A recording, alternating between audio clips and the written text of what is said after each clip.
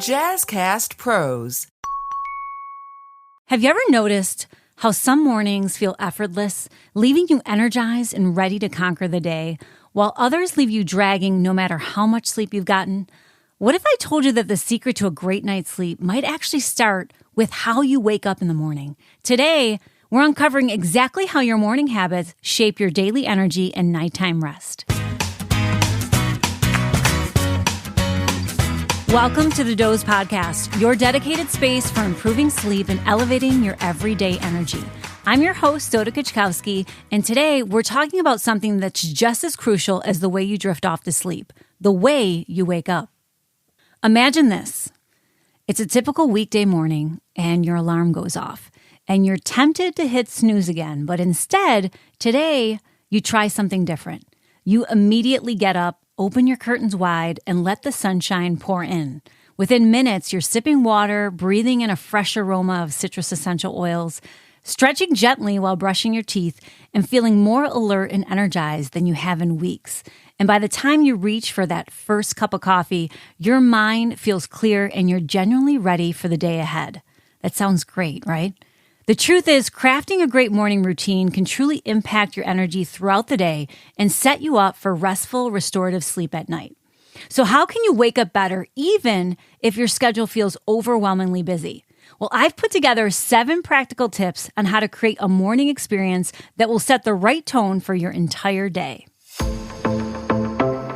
Now, while I've always been a pretty good sleeper, I do have my nights that are off. But in working in this field for as long as I have, I've realized that the best way to know how you'll sleep at night lies in how you wake up. I wasn't always a great riser. Although I prioritized my sleep and I was making sure that I got enough, even I sabotaged myself by grabbing my phone to scroll right away, or lying in bed too long after my alarm, or even reaching for my daily dose of Java before anything else. So I can tell you firsthand that the steps you take after you wake up can really make or break your day. And that is why when I'm starting to feel off, the first place I look is to what I'm doing once my eyes open. And today, what I want to do is I want to share my own personal 7 tips that I use to rise and shine to feel my best. First, if you were with me last week, you know to resist the snooze button. You know, we all know how tempting it is to hit snooze, but doing so can really disrupt your natural sleep cycle and leave you feeling groggy throughout the day. So instead, I want you to set your alarm for the time you genuinely need to rise and consider placing your phone or your alarm across the room. What this does is it forces you to physically get up and it reduces the temptation to crawl back into bed. And moving your body wakes you up quicker by breaking the cycle of sleep inertia. And that's that grogginess you may feel upon wakening, that kind of brain fog.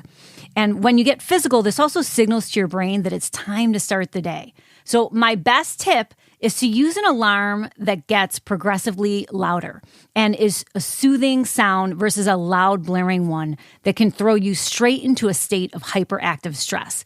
You know, the first moments you open your eyes really should make you feel happy, not panicked. Second, light exposure matters. Within the first 30 minutes after waking up, expose yourself to natural light for at least 10 to 15 minutes. And this helps to regulate your circadian rhythm, that more or less 24-hour clock in which we operate. It helps to boost alertness in the morning. It helps you naturally wind down at night. If possible, open the curtains, take a short walk outside, or simply enjoy your coffee near a bright window. You know, even the drive in to work counts. You need to start your day with blue and rich light. This helps you produce the hormone serotonin, which is important to producing melatonin later in the evening when you need it for sleep. And speaking of coffee, my third tip is to time your caffeine wisely. Now, hear me out with this. My advice is to wait 60 to 90 minutes after waking before you reach for your first cup. When you first wake up, your cortisol levels, that stress hormone levels, are naturally higher, which helps wake you up. So drinking coffee too early can blunt this natural energizing effect. And waiting ensures that you maximize coffee's benefits without interfering with your body's natural rhythms. And we see that natural dip around that 90-minute period after waking up. Tip number 4 is to hydrate before you caffeinate. I want you to start your day with water before anything else. You know, overnight, your body becomes dehydrated. Sleep is a very dehydrating event. We lose about 1 liter of humidity through our breath when we sleep at night. So drinking water first thing rehydrates you. It kickstarts your metabolism. It flushes out toxins, but it also supports cognitive function and it primes your digestive system. And it also prevents you from getting dehydrated from the coffee, essentially priming your entire system for sustained energy. So before you enjoy your coffee or tea, I want you to drink at least 8 to 12 ounces of water to rehydrate your body after sleep. Even consider keeping a glass or a bottle of water next to your bed or prepare it the night before to make this step effortless. And it's always great to have a bottle of water by your bed anyways, because, during certain times of the year, you can actually wake up feeling thirsty during the middle of the night. And that way you don't have to get out of bed and go into the kitchen. It's just a much easier way to get what you need. Tip 5 is to incorporate movement and stretching. Now, I said I had already mentioned this with the alarm clock, but even just 5 minutes of gentle stretching or a short walk can dramatically increase your energy levels and reduce stiffness that occurs overnight. Especially if you tend to be a side sleeper, if you put your hand underneath the pillow, it's really important to stretch it out in the morning. Incorporating simple movements right by your bedside, like gentle yoga poses or stretching your arms or your legs or your back. This quick habit activates circulation and it signals your body and mind that it's time to wake up.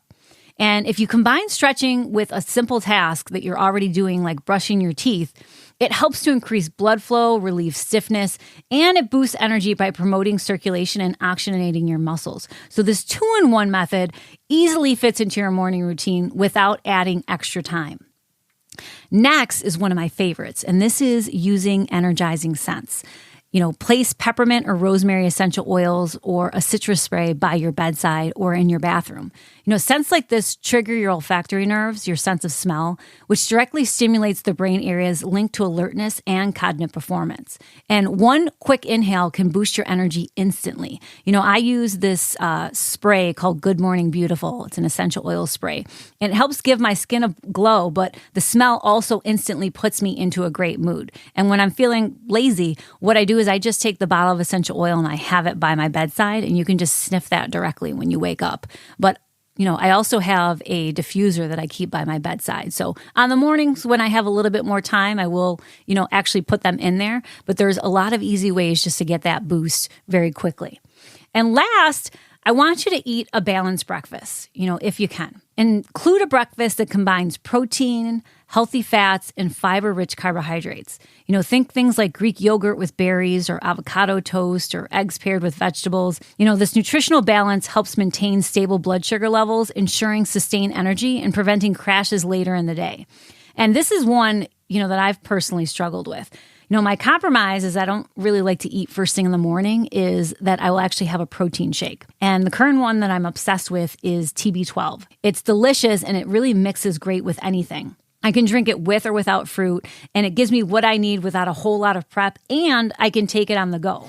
So the goal here is really to figure out what will make it easier to give you that step you need to get started with your day. One bonus thing that I do is I think of something that I look forward to that day. So whether it's working from home and getting to spend a little extra time with my dog or driving to my presentations for the day, whatever it is, it can be little or it can be big, but setting a purpose for the day also helps to give you that extra boost to get you moving. So even with a packed schedule, these tips can fit seamlessly into your morning, requiring minimal time, but yielding big results. And by crafting your morning intentionally, you'll enjoy sustained energy during the day and deeper, more restorative sleep at night. Thank you so much for joining me today on the Doze Podcast. Remember, good sleep isn't just a nightly habit, it's a daily practice. Until next time, don't forget to subscribe so that you can join me next week as I tackle the question, is deep sleep the only stage that matters? Join me to learn the truth.